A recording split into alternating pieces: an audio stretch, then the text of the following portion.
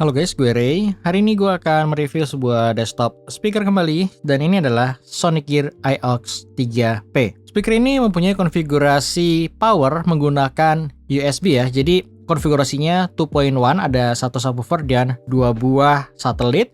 Kemudian untuk harganya speaker ini dijual di range harga 350 ribuan, dan kalau kalian berminat, link pembeliannya udah gue sertakan di deskripsi di bawah. Kita langsung bahas apa yang ditawarkan dari IOX 3P ini. Gue start dari build quality dan desainnya.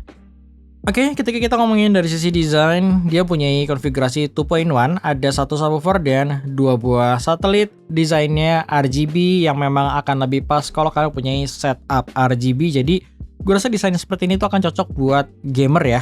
Kemudian selanjutnya untuk bahan material sendiri ini masih full plastik. Ada satu hal yang gue nggak terlalu suka, yaitu di bagian bawah speaker ini tuh nggak dilengkapi sama karet buat menahan goyangan gitu ya. Jadi speaker ini tuh akan gampang banget buat tergeser-geser.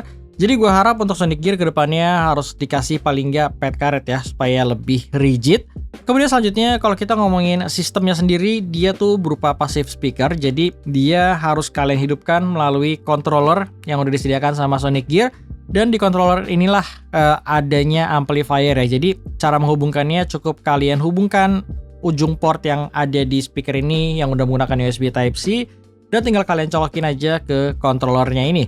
Jadi controllernya ini tuh sistem controller universal yang sering digunakan Sonic Gear di speaker-speaker desktopnya ya. Jadi hampir semua speaker Sonic Gear tuh menggunakan controller yang sama, yang basisnya di power pakai menggunakan USB 2.0.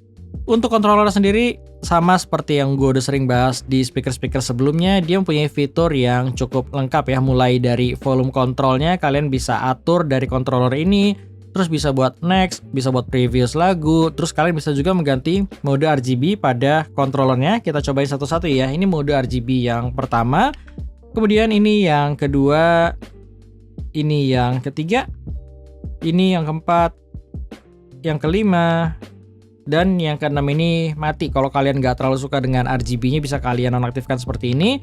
Dan kembali lagi ke mode yang awal. Dan di controller ini juga ada M. Jadi M ini tuh buat mengganti mode pada speaker ini. Yang pasti speaker ini udah menggunakan konektivitas Bluetooth. Kemudian dia ada juga radio, dan selanjutnya ada juga auxiliary 3,5 mm buat kalian colok ke PC atau laptop kalian. Terus di ujung sini tuh ada port USB juga ya, buat menggantikan soket USB yang kalian colok di sini. Jadi misalkan kalian menghidupkan speaker ini menggunakan soket USB di PC, kalian tetap nggak merasa kehilangan untuk soket tersebut. Jadi kalian tetap bisa terwakilkan dari soket USB yang ada di controller ini. Kemudian selanjutnya untuk spesifikasi power outputnya sendiri, dia menurut spesifikasi dilengkapi dengan 12 watt RMS. Dan untuk size speaker sendiri, subwoofernya dia mempunyai ukuran 3 inch dan satelitnya ini mempunyai ukuran 2 inch. Kemudian untuk panjang kabelnya sendiri, gua rasa di sini cukup, dia nggak lebih dan nggak kurang. Kalian bisa taruh jarak per masing-masing speaker ini mungkin di 50 cm. Jadi totalnya bisa mempunyai space sekitar 1 meter ya untuk lebar kiri dan kanannya. Gue rasa itu aja ya kalau dari spesifikasinya. Jadi yang terakhir kita bahas mengenai gimana sih suara dari Sonic Gear IOX 3P ini. Seperti biasa, kalau masalah suara itu hal yang subjektif. Jadi apa yang gue sharing di sini pastinya menurut selera dan pendapat dari gue pribadi. Jadi ketika gue mendengarkan speaker ini, gue ngerasa untuk karakter suaranya dia akan sedikit berasa di area high frequency, atau bisa gue bilang mungkin speaker ini tuh agak sedikit bright ya. Untuk treble-nya gue ngerasa di sini cukup pronounced. Jadi kalau kalian suka treble yang ngecering-ngecering gitu, kalian mungkin akan cukup cocok dengan speaker ini. Jadi dia bisa menghasilkan treble yang cukup jelas. Sisi lainnya, sisi kekurangannya adalah untuk pendengaran dalam jangka panjang. Gue merasa speaker ini tuh akan lebih bikin cepet capek, atau dalam bahasa audionya itu lebih bikin ear fatigue. Jadi gue ngerasa untuk pemakaian sekitar 1-2 jam untuk volume di sekitar 50-60%, gue ngerasa kuping gue tuh akan berasa capek. Untuk suara vokalnya, dia punya vokal yang berasa cukup maju. agak sedikit di-boost bisa gue bilang, akan bagus atau bisa gue bilang akan cukup jelas ketika kalian pakai buat nonton podcast misalkan atau nonton film, dialognya masih berasa cukup jelas. Kekurangannya memang di suara vokalnya akan berasa sedikit kasar dan gua rasa itu masih hal yang cukup wajar mengingat harganya masuk harga speaker yang cukup budget.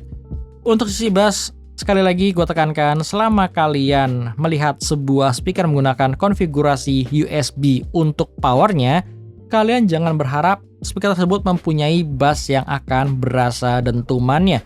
Buat gue pribadi, gue kan merasakan untuk belakangan ini tuh speaker desktop konfigurasi 2.1 yang menggunakan soket power USB ini tuh mulai cukup banyak beredar ya. Dan gue ngerasa ini tuh kayak semacam kayak semacam tren bisa gue bilang. Karena kalau buat gue, speaker desktop yang menggunakan power USB, gue sendiri lebih prefer yang setupnya itu 2.0 dibandingkan yang menggunakan sistem subwoofer seperti ini. Karena pada kenyataannya, ketika gue dengarkan secara langsung, efek bass dari subwoofer ini nggak akan lebih baik dibandingkan speaker dengan konfigurasi 2.0 yang menggunakan power via USB juga. Jadi itu considering atau pertimbangan aja ke kalian. Kalau kalian berharap supaya bass ini akan berasa ketika kalian memiliki speaker ini, gue takutnya nanti kalian akan kecewa dengan ekspektasinya. Tapi kalau kalian nggak punya ekspektasi tersebut, gue ngerasa bass di sini tuh masih cukup-cukup aja layaknya sebuah speaker yang punyai power dari USB.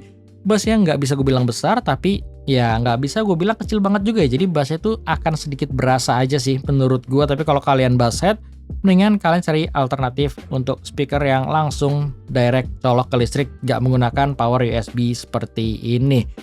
Jadi di akhir video ini gue akan ngasih sedikit sound sample untuk speaker ini supaya paling nggak kalian ada sedikit gambaran lah mengenai gimana kualitas dari Sonic Gear IOX 3P ini. Paling itu aja ya yang bisa gue share mengenai IOX 3P ini ke kalian. Sekali lagi kalau kalian berminat, link pembeliannya udah gue sertakan di deskripsi di bawah. Thank you bagi kalian menonton dan sampai ketemu di review gue selanjutnya.